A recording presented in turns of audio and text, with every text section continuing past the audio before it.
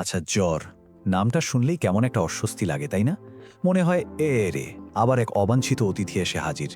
কিন্তু কি হবে যদি বলি এই অতিথি আসলে শত্রু নয়, বরং সে হচ্ছে আমাদের শরীরের ভেতরের লড়াইয়ের একজন বিশ্বস্ত বার্তাবাহক। চলুন আজকে এই ব্যাপারটাকে একটু অন্য চোখে দেখা যাক। আচ্ছা, তাহলে সবার আগে চলুন জেনে নিই এই যে জ্বর, এটা আসলে কি জিনিস।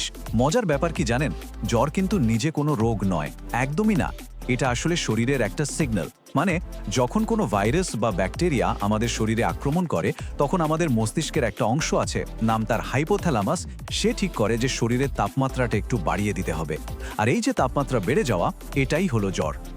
এখন এই পুরো জটিল প্রক্রিয়াটা, মানে শরীর কিভাবে এই কাজটা করে, সেটা বোঝার জন্য চলুন একটা গল্প ভাবা যাক।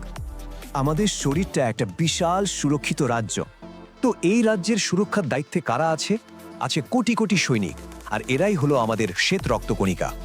অন্যদিকে রাজ্যের বাইরে ওত পেতে আছে শত্রুরা, মানে ভাইরাস আর ব্যাকটেরিয়া, সুযোগ পেলেই আক্রমণ করবে। কিন্তু এই রাজ্যের সবচেয়ে জ্ঞানী আর বুদ্ধিমান সেনাপতিকে জানেন? সে আর কেউ নয়, আমাদের মস্তিষ্কের সেই বিশেষ অংশটা, হাইপোথ্যালামাস। আর যেই না শত্রুরা রাজ্যে ঢুকে পড়ে, অমনি আমাদের এই বিজ্ঞ সেনাপতি একটা অসাধারণ পরিকল্পনা করে ফেলেন। কি সেই যুদ্ধ কৌশল? শত্রুকে যদি হারাতে হয়, তাহলে যুদ্ধের ময়দান গরম করে ফেলতে হবে। কারণটা কি? কারণ আমাদের সেনাপতি, মানে হাইপোথ্যালামাস, খুব ভালো করেই জানে যে এই ভাইরাস বা ব্যাকটেরিয়ারা ঠান্ডা পরিবেশে একদম তরতাজা থাকে। তাই এদের কাবু করার সবচেয়ে ভালো উপায় হলো পুরো রাজ্যের তাপমাত্রা বাড়িয়ে দেওয়া। আর এই পরিকল্পনাটা কাজে লাগানোর জন্য শরীর কিন্তু দারুণভাবে কয়েকটা ধাপে কাজ করে। যেমন ধরুন, প্রথমে রক্তনালীগুলো সংকুচিত হয়ে যায়, যাতে তাপটা শরীর থেকে বেরিয়ে যেতে না পারে, ভেতরেই আটকে থাকে। এরপর কাপড়ে দিয়ে পেশিগুলো আরও বেশি তাপ তৈরি করতে শুরু করে। আর সবচেয়ে মজার ব্যাপার কোনটা জানেন? আমাদের যে তখন শীত শীত লাগে বা ঠান্ডা লাগে, সেটাও আসলে শরীরেরই একটা কৌশল, যাতে আমরা নিজেরা উদ্যোগ নিয়ে গরম কাপড় বা কম্বল জড়িয়ে নিই আর তাপমাত্রা আরও বেড়ে যায়। অবশেষে যখন আমাদের সেই সাহসী সৈনিকেরা, মানে শ্বেত রক্তকণিকাগুলো যুদ্ধটা জিতে যায়, তখন সেনাপতি হাইপোথ্যালামাস আবার নতুন নির্দেশ দেন, সবকিছু স্বাভাবিক করে ফেলা। আর ঠিক তখনই রক্তনালীগুলো আবার প্রসারিত হয়, শরীর থেকে ঘাম বেরোতে শুরু করে, আর তাপমাত্রাটাও ধীরে ধীরে কমে আসে। ব্যাস, যুদ্ধ শেষ। গল্প তো অনেক হলো, কিন্তু এবার একটু বাস্তব কথায় ফেরা যাক, তাই না? কারণ এটাও তো জানা খুব জরুরি যে কখন এই জ্বরটা চিন্তার কারণ হয়ে দাঁড়াতে পারে। অতিরিক্ত জ্বর অবশ্যই বিপজ্জনক।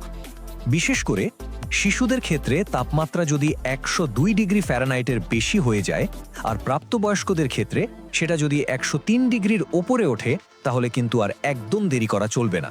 অবশ্যই ডাক্তারের পরামর্শ নিতে হবে।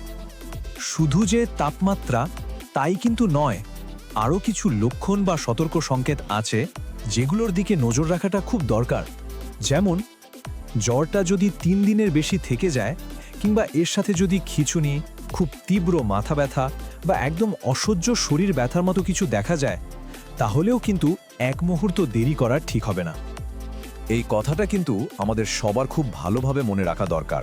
জ্বর আসলে শরীরের কোনো বিদ্রোহ নয়, বরং এটা হলো শরীরের একটা অত্যন্ত গোছানো আর সতর্ক প্রতিরক্ষা ব্যবস্থা। এটা আসলে একটা সিগন্যাল যা আমাদের জানান দেয় যে পর্দার আড়ালে আমাদের শরীর কোনো এক শত্রুর বিরুদ্ধে খুব সাহসের সাথে লড়ে যাচ্ছে। তাহলে এরপর থেকে যখনই জ্বর আসবে, তখন কি আমরা আগের মতো আতঙ্কিত হব, নাকি এটিকে শরীরের ভেতরের লড়াইয়ের একটা ইতিবাচক চিহ্ন হিসেবে দেখতে পারবো? এই নতুন ভাবনাটা হয়তো আমাদের সবাইকে এই কঠিন সময়টায় আরও একটু ধৈর্য ধরতে সাহায্য করবে।